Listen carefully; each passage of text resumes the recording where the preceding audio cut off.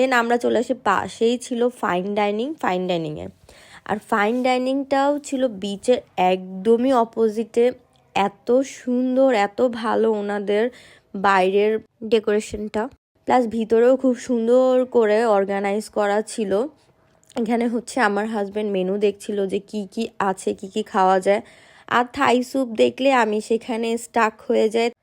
Thai soup হচ্ছে আমাদের দুইজনেরই অনেক পছন্দের। তো আমরা বললাম যে আমরা রুপটপে বসবো, কারণ রুপটপে বসলে আমরা হচ্ছে বিচের যে ভাইবটা সেটা খুব সুন্দর করে ফিল করতে পারবো। তো আমরা সেই জন্য চলে যাচ্ছিলাম রুপটপে যাওয়ার পরে আমি হচ্ছে একটা কর্নারে চলে যাই, কারণ আমি হচ্ছে এখানে আমার খুব ইচ্ছা ছিল একটা জিনিস করার, সেটা করব। সেটা হচ্ছে এখানে বসে আমি হচ্ছে হাতে মেহেদি পরবো। তো যেই ভাবা সেই কাজ, আমি মেহেদি নিয়ে কর্নারে চলে যাই, মেহেদি পড়তে বসেও যাই। আর এখান থেকে দেখেন বীজটা, এই যে ডিরেক্ট যে সামনের জায়গাটা ওখানেই বীজ, অন্ধকার হওয়াতে দেখা যাচ্ছিল না, খুবই ভালো ফিল দিচ্ছিল। তো এই আর কি, ওখানে আমি বসে পড়ি সাইডে মেহেদি লাগানোর জন্য। আর আমার হাজব্যান্ড এখানে ভিডিওসগুলো করছিলেন। তো মেহেদি লাগানো আমি স্টার্ট করি।